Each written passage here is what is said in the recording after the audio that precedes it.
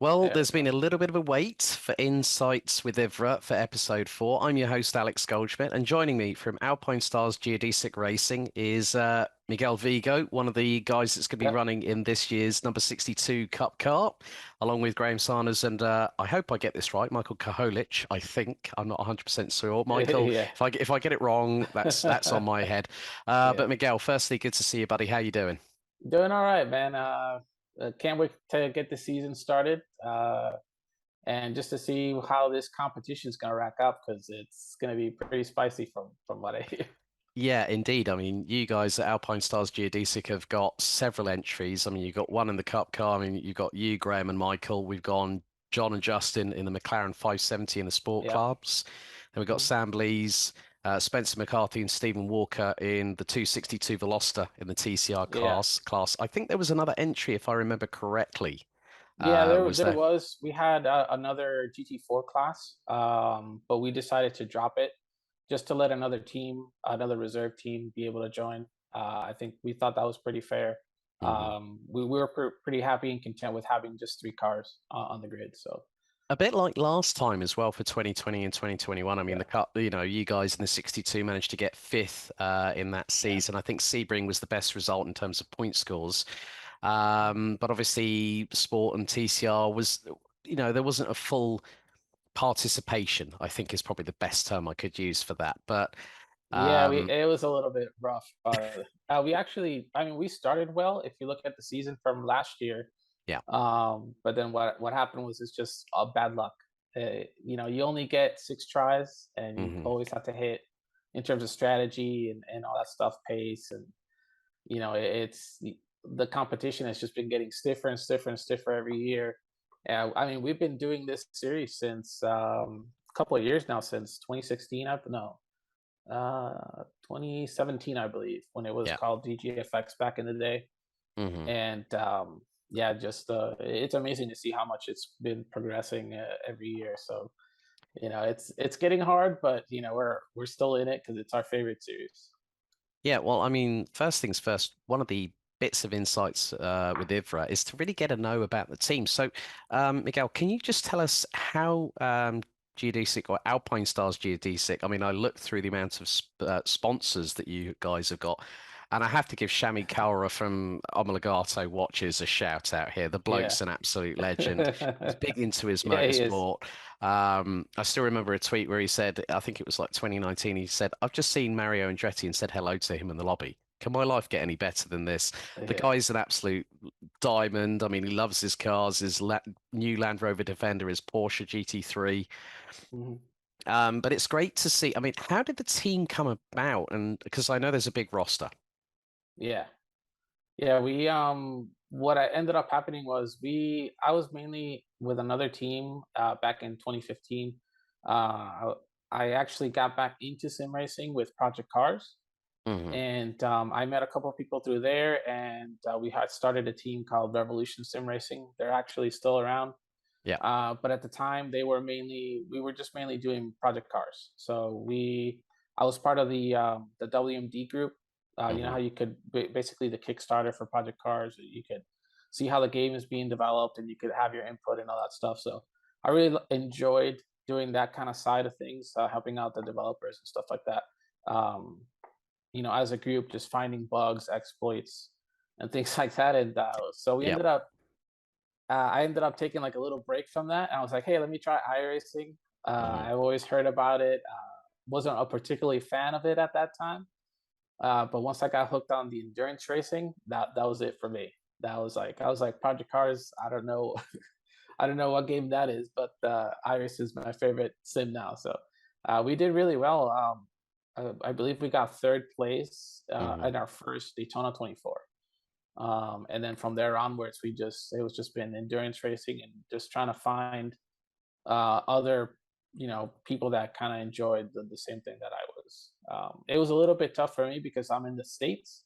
Yeah. So the team that I was in, it was European based. So trying to sync up the time zones is very tough, and that's something that we still to this day with any new members that try to join our team, either from Europe or Australia or anything like that. The time zone is very tough kind of get used to for those guys.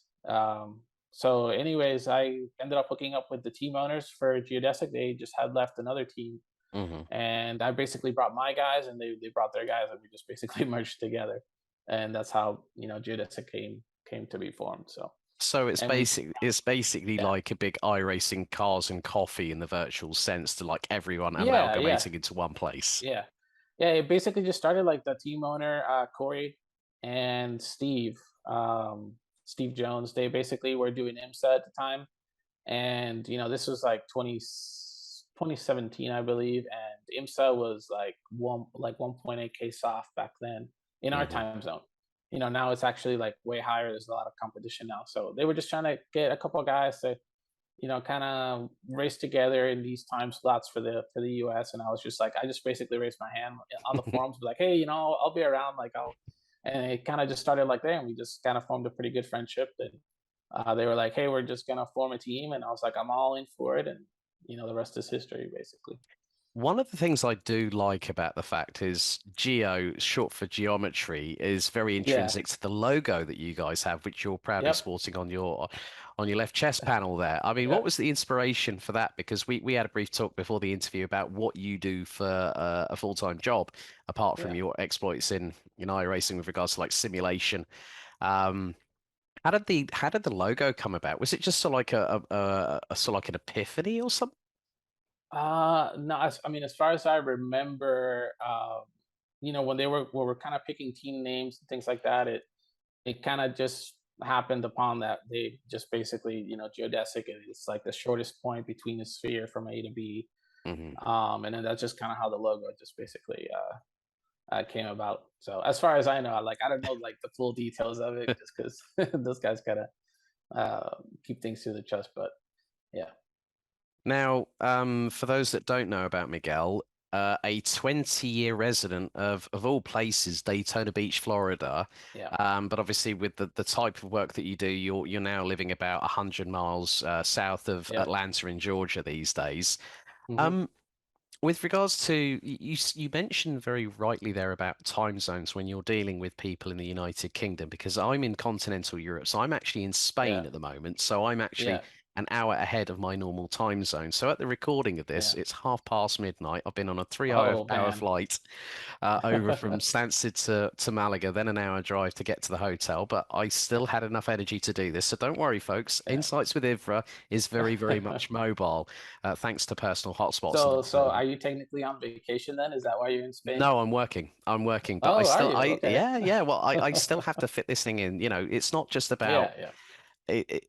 The good thing about mobile technology these days, and I'm sure you'll agree, Miguel, like with regards to personal hotspots, laptops, yeah. I've been able to bring my headset, my stream cam over, Right, right. Yep. connect on, 4G hotspot, and that's a wonderful thing. But coming back to like the simulation aspect, Hmm. how involved are you behind the scenes with regards to helping with setup? Because simulations a very, very big part of sim racing. I mean, Right. it says Yeah. it in the word correlation.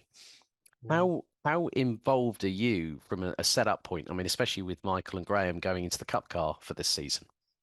I mean, I'm the one that makes the setup, so that, I guess that answers your question. I make the setups for my team. I've always been interested in more on that kind of side of things, the technical setup side, especially with iRacing and trying to get the most out of the cars you can.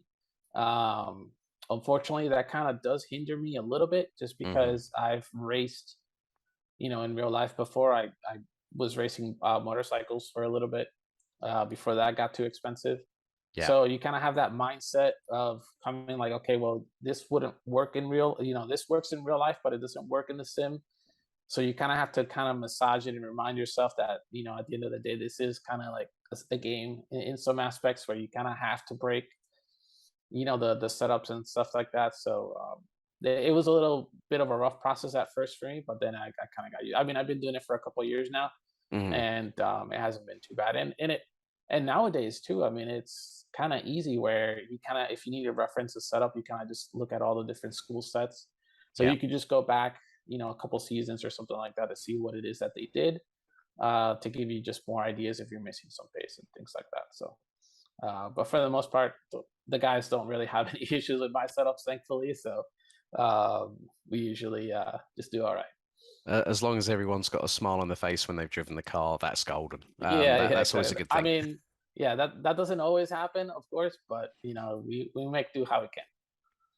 I mean, coming back to now the focus for this season, we're first of all we're going to talk about the calendar because, folks, the first round of the IVRA Hyper X Club Sports Series is this weekend, Yeah. and we're at Fuji Speedway with one of the longest, a track that has a straight, a start finish straight that's over a third of the distance, which is going to be crazy for slipstreaming Hmm. with three classes.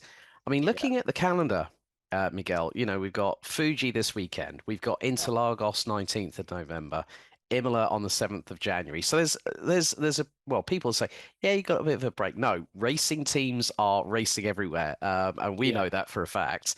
Yeah. Mid Ohio, 25th of February. Barber Motorsports Park hosts the penultimate round on the 1st of April, and there won't be any April Mm. Fools on that particular weekend. And Yeah. then we've got the 700 kilometers of Suzuka, which sort of takes us full circle from the land of the rising sun at the beginning of the season. We then head to South America, Italy, Hmm. and then we Yeah. go to the States for two rounds. Then we go back to the land of rising sun for Suzuka, Yeah. which is going to be great because it's one of only two Grade One listed FIA listed tracks alongside Fiorano that has a figure of eight. Yeah. What's your thoughts on the calendar and how excited are the drivers in the team with regards to the choices this year? I mean, as far as the calendar goes, I think it's going to be a pretty good calendar. I mean, Cup Sport generally likes to run the smaller tracks, Hmm. which is what we like because you don't really run them a whole lot, maybe in officials and things like that. But when it comes to endurance races, you don't really see it a whole lot because people kind of tend to shy away from them. Hmm. So Fuji's great, new track, so it's got that little fresh, bow on it. Everybody's going to be enjoying it.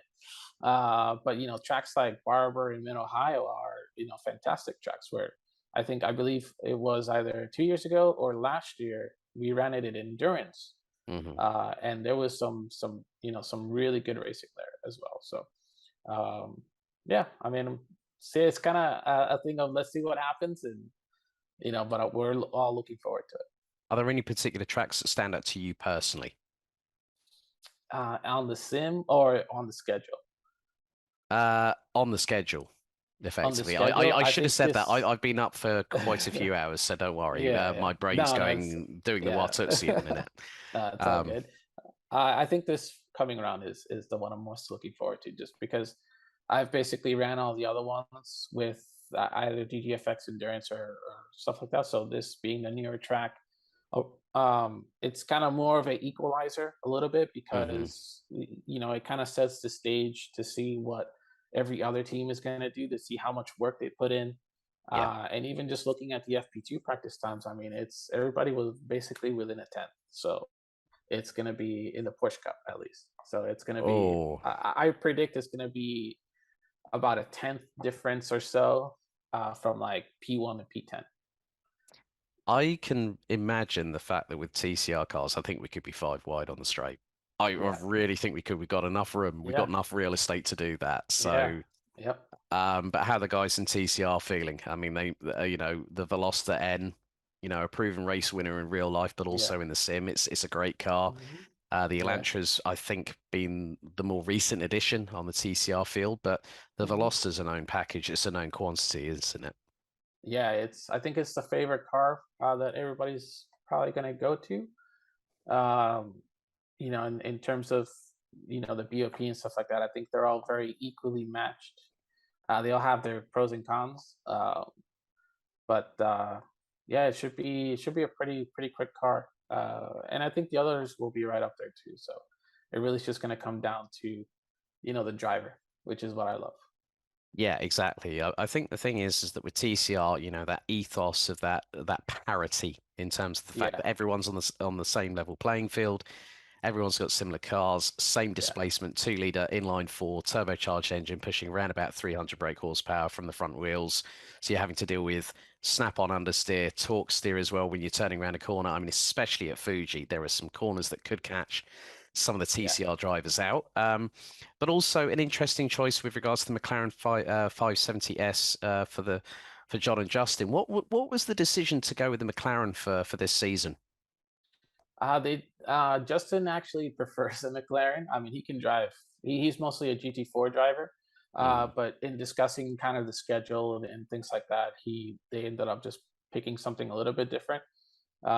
They were both comfortable in the McLaren, so that's what they just kind of ended up going with. I kind of wanted them to go with the Merc just because I find that it's a little bit better car, for different situations in terms of, if the track gets too hot or something like that, the Merc kind of is a little bit more um, like naturally balanced. hmm So it'll be interesting to see how they kind of cope with that and those dynamic changes within the race with that car. I personally haven't driven it that much, hmm um, but it's a car that I did drive maybe like once or twice, and I didn't really feel it. I generally prefer like a car like the Merc, which is like I said, just a little bit more balanced than the other. So Right, now we're going to go with something different, something I've decided to do for episode 4. We're going to go to socials in this one. So I got my iPhone in my yeah. hand, and I think I'm just sort of like scrolling through, and there was a particular tweet that was talking about iRacing, and it was Uh-huh. talking about the fact of I'm just going to find the tweet here. Yeah, breaking: iRacing announces that with gas prices rising, pit stops will now cost $1 more worth of iRacing credits, and then the tweet underneath says RIP endurance races. Who runs the social media for you guys? Because that's an absolute perler. Just sort of like saying that iRacing credits are going to be a little bit less Yeah. around than what they were. Yeah, that was actually Uthman Alawi that took over our socials for a little bit. He ended up leaving our team to go over to SimCity Racing, who is basically our rivals. So Hmm he was he just basically was doing our socials for a little bit. He wanted to do them, so we're like, yeah, go ahead. I usually tend to do them, so um, I'm pretty much older from the older generation, so I'm just more kind of dry and to the point where it's like, okay, here's our results, here's how we did, or if we have like a bad race or anything like that. So, he's on the younger side, the younger generation. So, Oh yeah, dear. let's spice it up a little bit. There's always something that's worth a meme or a GIF these days. But I mean, that's really good, just showing because Yeah, Geodesic Racing has a profile. Well, I've actually followed the Twitter page.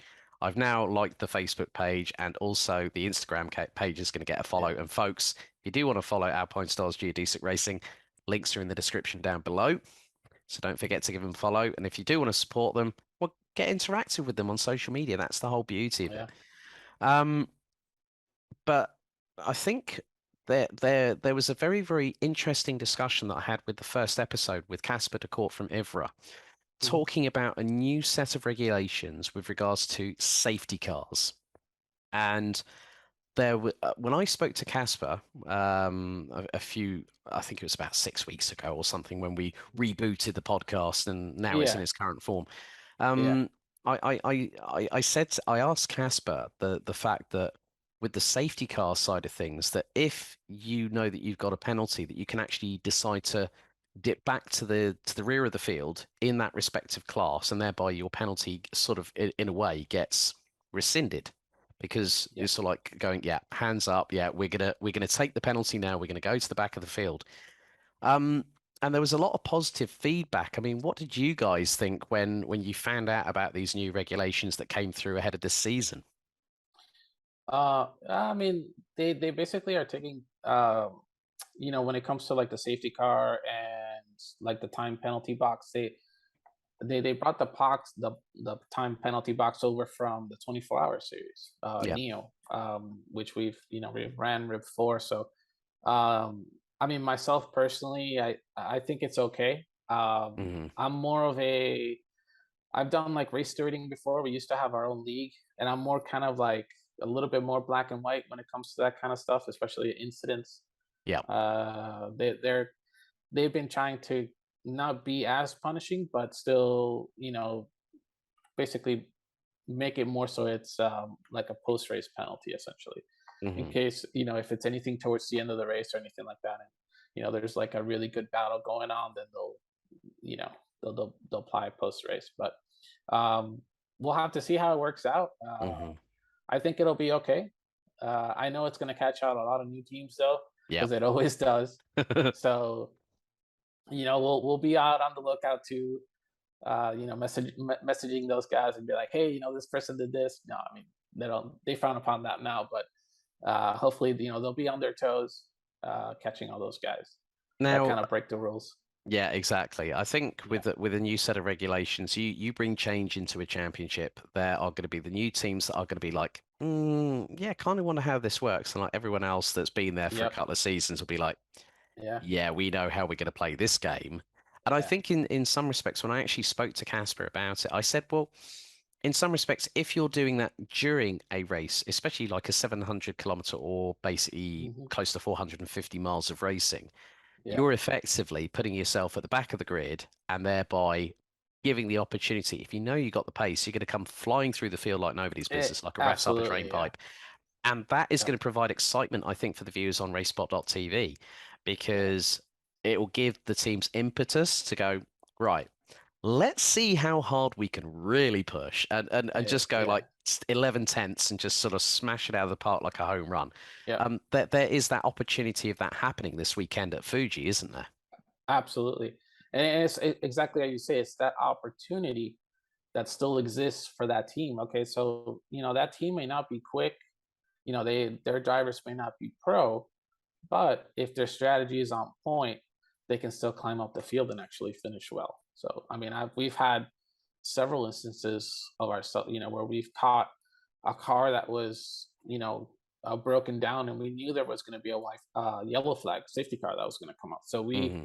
ended up pitting in, and that saved us the whole stop.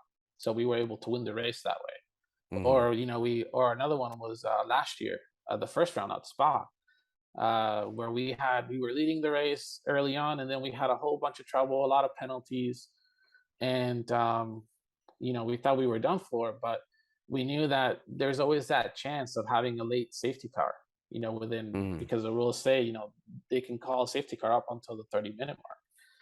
And so we ended up pitting early again to, get our stop and everything. And sure enough, a couple minutes later, safety car, because, somebody was upside down through, what was it, Stablo.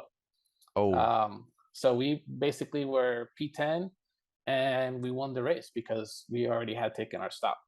And everybody else ended up getting a penalty because they didn't have enough fuel. So hmm. they had to take some emergency service. So it's those kind of things that, really get, teams going, and I think the crowd going too, where, that unknown of, of a team that may just come out of nowhere, or had a lot of trouble, ends up winning the race. And we've seen that through the last couple of years at Avra. Yeah, I think it's going to provide a little bit of more of that exciting dynamic, where we just want to Mhm. see people go, like, as I said, 11 tenths. But as you said, getting a late safety car, what do yellows breed? Yellows. And Yeah. for someone to be up on the roof That at too. Stavlo at Yeah. all places, I mean, it's just like makes you think, how on earth did they manage Yeah. that? Did they have a little bit of a helping hand? Was it a little bit of a bump and run going through the inside? You just don't know. Yeah. Um, Yeah. but I think, things are looking really, really good for you guys at the moment. I mean, obviously Stephen's been out for FP2. I mean, how have the times been looking? Are you guys sort of like on pace to really, really sort of put the cat amongst the pigeons in the TCR Yeah. class? Yeah. I mean, TCR wise, I think that, I mean, they've been practicing pretty hard. So it'll be interesting to see how they fare up with the rest of the class, because I mean, the FP sessions, everybody's not really running 100%. They're just kind of there to, do their hour, get some practice within Yeah. the, all the little mind tricks that kind of everybody does. And that usually happens with that first race of the season. After that, everybody's kind of like more relaxed, and they'll be like, okay, he knows what my pace is, so there's no point in hiding it or anything like that. So Yeah. that's kind of how it was, how I felt, how it was when I went into the FP session today. So we'll see. I mean, hopefully they do well. I mean, TCR is going to be a massive train. Hmm. It usually is, especially at Fuji. The differencing factor is going to be, how the TCRs are going to get around them, and how the Porsche Cup going to get around not only the TCR but the GT4s as well. So Yeah, it's that's going to true. be, yeah. I So think, yeah, we'll definitely see what happens on Saturday, because I think it's going to be um it'll be like Christopher Plummer from Star Trek Six: The Undiscovered Country, shouting "Cry havoc and let slip the dogs of war." yeah, I think that's what's going to happen in TCR. I mean, but I think the good thing is that IVRA is listening to the teams, and I think that's quite important, because yeah. when you look at the collaboration that IVRA have with the 24-hour Series Esports Championship, which Hmm. Casper de Court is heavily involved in Yeah. both. I think it's good that there's always progressive and constructive feedback from teams. Do you find that's the same from your perspective, as part of the team management structure at Geodesic? Yeah. I mean, I'm very closely kind of intertwined with the IVE organization, just because if a lot of people don't know, but I'm part of the BOP team that does the BOP for all these cars. We make sure that the cars, there's no irregularity in terms of pace with some of these cars. We want everybody to pick the car they want to drive, not just which car is the fastest, like the flavor of the week Hmm. or anything like that. So I mean, it's a really tough job because it's a lot of driving around, doing laps, looking at data, which is what I love doing. Um, so seeing it in that way, and how hard they work to make sure that you know all the teams get their feedback in, and things are being improved, is always a good thing to see. Because I mean, they could just very well be like, no, this is how we're going to run it, Yeah. and if not, go find another series. So I mean, it's been steadily growing little by little, and for the most part, it's our favorite series, just because again, it's got cautions, and that's not nothing against like the 24-hour series or anything like that, but we want to have some semblance of strategy in Hmm. play, and you can't really have that with SCO, or the 24-hour series, where it's all about the pace, pace, pace, pace. So I kind of just see it as hot lapping for 6 7 hours, whatever it is. So, and it's okay to have those kind of series too. That's Yeah. totally fine. But I come from more of a I want to see more like real style racing, and stuff like that in the Sims. So I'm I think. hoping we get more options in the future from iRacing when it comes to that stuff. So Oh, definitely. I mean, the thing is that it's folks, it's not just about driving the cars, it's about analyzing, braking yeah, points, um, apex speeds. Are you going in a bit too hot into a corner? Let's say, for instance, are you going too fast into Blanchimont? Are you going to outbrake yeah, yourself going to the bus stop chicane? Taking yeah, Spa-Francorchamps as a perfect example of yeah. that. But how much of that time is spent driving, and how much of that time is analyzing the data that you get through the iRacing platform? Oh man, I mean, I think the driving wise is more than analyzing part. At least for us, we don't really waste too much time. I mean, we come up with our strategies. Like, we have strategy A or strategy B. Like, if this happens, then we'll do this or this. Hmm. But pace is really what matters. I mean, it's tough because I mean, some of these guys, they're young, so they have nothing else to do than just practice. Have a job and all that stuff. So, and some of our guys, I mean, our team is mostly on the older side. So I mean, Graham is 28. He's still relatively young, but he works a whole lot too. But in that regard, we can't spend as much time as we used to, doing laps, where you can spend. Some of these guys are probably doing like 30 to 50 hours just driving. Yeah, it's quite. It's like a second job to them, and that's just how the state of the competition is. And it's Mm, getting that way. Especially for like PESC and all these other high level pro series. Um, and sure, I mean, Ira's kind of going in that direction a little bit, but the X factor is the cautions, because that brings everybody back. You can kind of reset and go at it again. So that's, we may not be able to do, have the time, but with the little time that we do have, we try to, maximize it as much as we can. So, usually that may be only like 3 or 4 hours during the week or something like that. So is that's just how it is with us, unfortunately. But hey, I mean, we're getting old. That's just the way of life. It's the circle of life, as they say, Miguel. Yeah. Yeah. Well, actually, we're gonna go on a little bit of a different slant here. So, Yeah. Miguel, I have been racking my brains. What Uh-huh. is your familial heritage as in bloodline? Is there, because Miguel is normally, I would say, like Yeah. a Latino name. Yeah. Vigo, I can't get my head around. I was like thinking Vigo from the Carpathian from Ghostbusters or something like that. From Yeah, a lot of people usually like to make that reference with the, the Vigo from yeah. Ghostbusters. Now, I'm originally from Puerto Rico, so Ah, of the okay. Caribbean.